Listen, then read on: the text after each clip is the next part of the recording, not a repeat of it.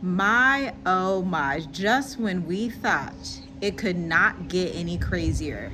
I don't know if you are aware of what happened yesterday, Sunday, June 15th, but our President Donald Trump of America has announced that there are 36 additional countries that are hitting travel bans, and you are not going to believe some of these African countries that are on the list. You're not going to believe it. This is nothing that we have ever seen before. If you look at 2018, 2019, 2020, we have never seen this happen like this. Like, basically, half the map of Africa is off travel limits if they do not respond to certain requirements within 60 days, which will take us to about August, late summer. And so, look, according to the reports, Marco Rubio actually published some of the reports as well. I'm going to link them down below. But according to the reports, the main reasons that President Donald Trump has targeted certain countries like Tanzania, Uganda, Ghana, Gambia, obviously Burkina Faso, and much more. There are a plethora of other ones that I'm going to tell you in just a second, but apparently it is a mix, and this is what they're saying. I don't know, how true it is or whatever, but this is what's publicly being said, is that one, there's too much corruption in these countries. Two, there's too much fraud and money laundering. Three, they are not down with digital ID systems the way that they want them to be down with them, the way that they want to be able to track who's coming into the country and know that this person who has whatever birth certificate is legitimately this person. They feel like these countries, they don't really have accurate records, so they're like, you cannot come in the country. And if you are a diasporan that has dual citizenship in these countries, has been in these countries, they may also be looking at you side-eyed, especially if you go back to the States, okay? Because you've been hearing the stories about people, American citizens. We just heard from somebody just a few weeks ago that was in Brazil and went back to America, and they were actually detained by ICE coming back into the country. So these things are happening, and without further ado, let's get into this full segment so I can tell you exactly which countries to watch out for, and also why I'm so thankful to be in the Southern Africa region, because the Southern Africa region right now is not being targeted, okay? I would say it's mostly because the Southern Africa region is not super corrupt. They're very compliant with different systems, and it's not really like a matter of like Western racism or anything like that. It's just there are proper ways to conduct business. There are proper ways to interact with other humans, that in countries where corruption and bribery are rampant, you don't see that as much. But let's get to this list. Let's look at this list. Okay. So some of these countries that have been flagged, I'm going to read all of the ones in Africa. There are a few in the Middle East, like Kyrgyzstan. I think there's a couple in Asia. But for the majority, these countries that are now travel banned, at least 19, 20 in Africa, on top of the ones that are like always travel banned, like South Sudan, Congo's typically on the list. But they have stretched out this list pretty far. So we have Ghana, Nigeria, Ethiopia, Senegal, and Senegal was visa free for Americans, by the way. I don't know if that's going to change. That's really interesting. Cameroon, DR, Dominican Republic of the Congo, Sudan, Tanzania, Zimbabwe, Uganda, Libya, Mali, Benin, Burkina Faso, no surprise there, Ivory Coast, Gambia, Guinea, Chad, and Niger. Okay. Neutral countries right now, I actually created a dashboard, and the only neutral countries right now are Kenya and Zambia. So if you're in Kenya or Zambia, you're pretty safe, you're pretty neutral, you're pretty out the way. Now, trusted countries that are like super trusted right now that the US does not have issues with, this is something you want to keep in mind as an American expat, At the end of the day, you have a blue passport. At the end of the day, your parents are American, your grandparents were American. And so you have to like take these things with a grain of salt and be discerning, because you don't want to get yourself into issues with banking. You don't want to get yourself into issues if you have to whatever you have to do in the States, okay? You don't, especially as an entrepreneur. For those of you who are not entrepreneurs, perhaps you don't identify with that or align with that, but if you are a business person, then you want to do things wisely, right? You want to pay your taxes. You want to keep everything compliant. You want to make sure everything is on the ups and ups, because I'm going to tell you in a couple of minutes what some of these warning factors are and what this really means for you in the diaspora. Now, the trusted countries, Mauritius, Botswana, South Africa, Rwanda, and Namibia. Those are the only ones on the trusted list, okay? Those are the only ones in green. Now, they have not mentioned Madagascar. They have not mentioned Malawi, Lesotho, Eswatini, which again probably means that they're like on the neutral, trusted side of the equation. And if you were to take a map of Africa right now, and you would look and color in the countries that are in red and the ones that are in green, which green means they're good to go, they're trusted, you are going to come up and see this parts of the east down to the southern half of Africa that are in green. The red is mostly targeting North Africa, Central Africa, and West Africa, okay? And so that's something that I want you to be aware of, because what if your country is quietly blacklisted by the US government and you only had 60 days to fix it? Can you imagine what some of these presidents are going through right now, some of these administrations in Africa? And 2025 is a year that some of these countries are also putting in new people, or they are electing the same president they had. 2025 produced such a shift, obviously in geopolitics, but also a lot in Africa politics, which is one reason I'm so thankful the Most High told us and instructed us very clearly to come to the south of Africa. And I've talked about this before, but I don't say it all the time. I'm going to just mention it briefly. Back in 2022, 2023, I had a dream, and the Most High blatantly said in the dream through my husband, in the dream, he says, you have to go to Southern Africa. And at that time, we were like, no, we like Tanzania. Like, what you mean? We like Tonga. And you just have to be so sensitive to the spirit. You don't always have to know why to be obedient. Why is not a prerequisite for obedience. Obedience is better than sacrifice. And so it's better to just be obedient and not know everything, because in due time it's going to come to fruition.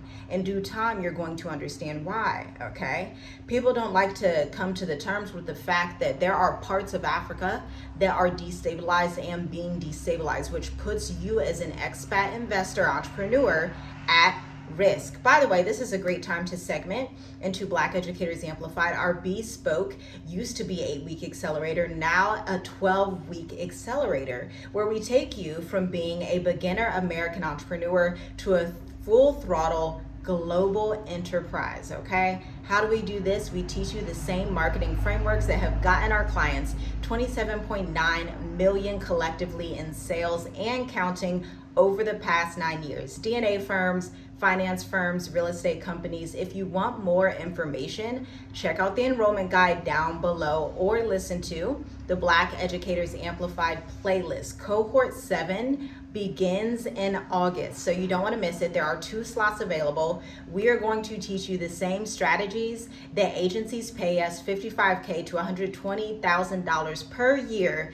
to get from us, and are done for you agency. You get it in a span of 8 to 12 weeks, and we are going to offer it to you and invite you into the experience, because we know economics is self-sufficiency. Economics is basically everything in this physical world. You need to have a good handle on your economics. You need to be able to make your own revenue and not depend on a W-2. And you need to know how to create a personal brand, sell your offers, sell yourself, sell whatever solution that you have for an audience. Now, people who have gone through this program have been massage therapists, functional medicine providers, electricians, project managers, a whole plethora of service providers. But here's the key. You have to be a service provider, number one. Number two, you have to be willing to show up online. This is not the kind of thing where it's like, it's a get rich quick scheme and you don't show up online. That's not how business works. I don't know who told you that, but don't believe the hype. You have to work for your business to work for you, okay? Now, back to what we were talking about. So, the Washington Post recently revealed in an internal U.S. memo stating 36 countries, primarily in Africa, have 60 days to comply with new identity and security standards. If they fail, full or partial entry bans could be enforced. The reason is because these countries are accused of lacking reliable ID systems, having high visa overstay rates in America, or dealing with widespread document fraud. These are things I can attest to, especially in East Africa, that those are valid.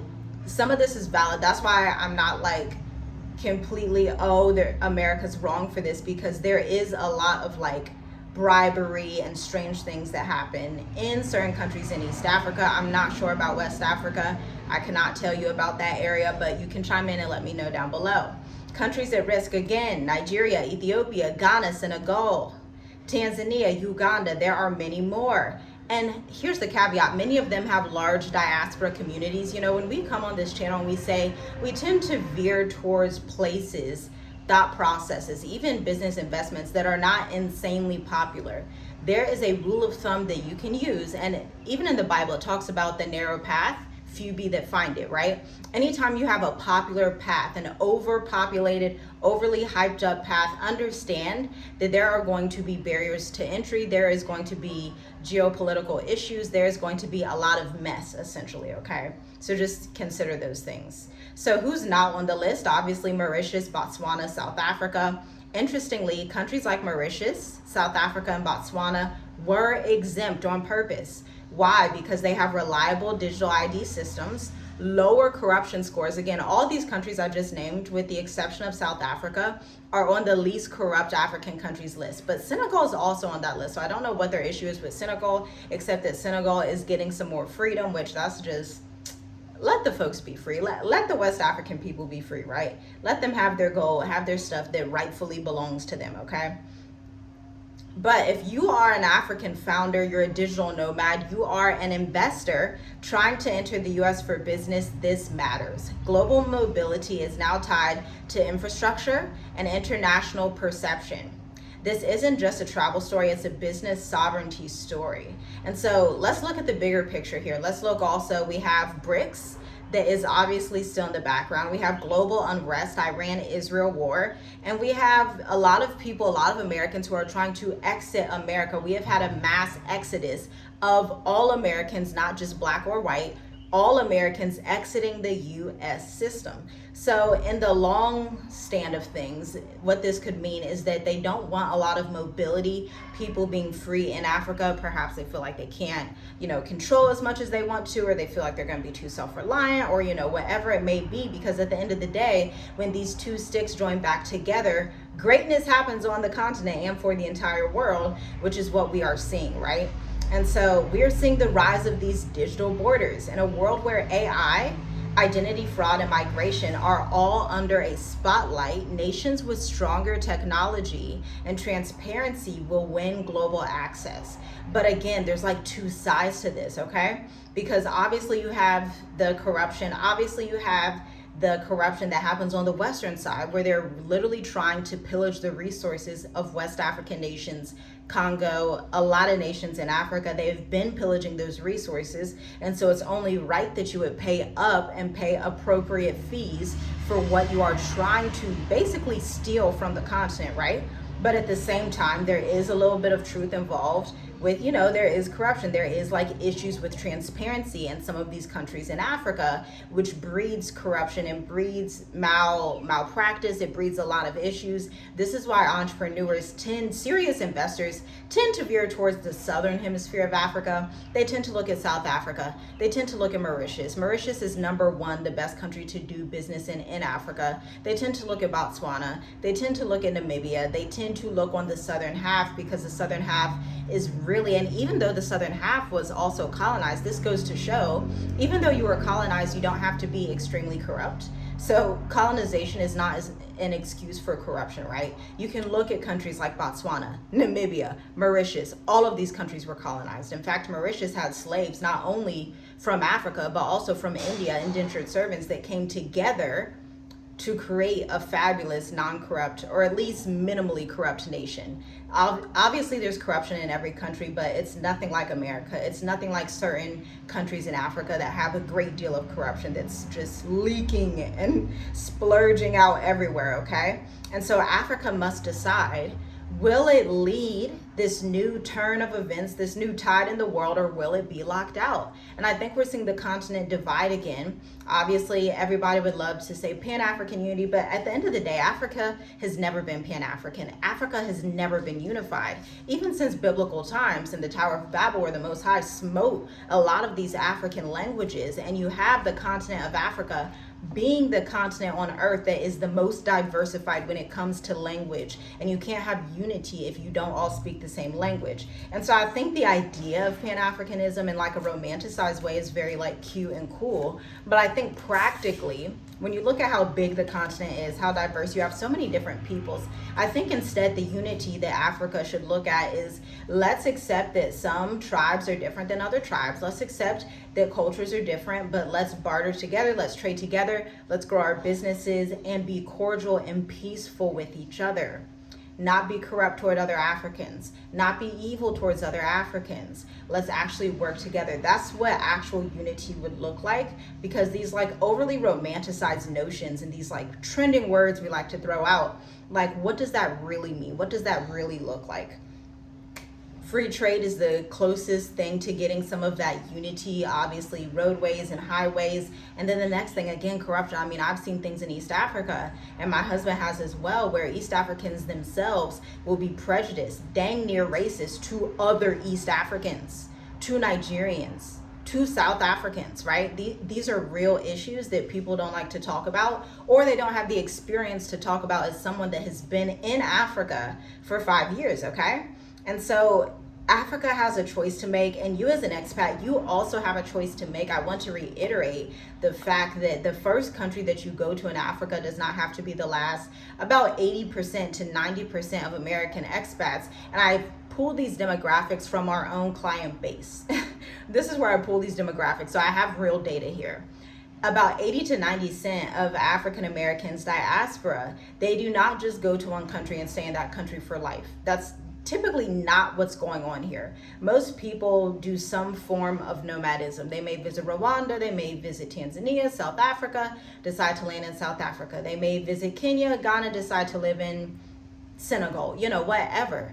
But most people will visit 2 to 3 other countries on average before they decide to stay somewhere for multiple years. And even with that multiple years thing, let's be honest, at this age in the world, there is leverage to flexibility, okay? The people who can be flexible, let me tell you, there is a level of leverage you have when you are not rooted into one particular society, especially with the age of AI. You really just, you almost have to sit back and discern and see what's going on, not only in the continent, but in the world as a whole, to even see what the earth is even going to look like in the next couple of years, okay? And so look, there's a lot happening. Again, the main issues were like intelligence and security, and you know, these are some pressing things, these are some pressing issues.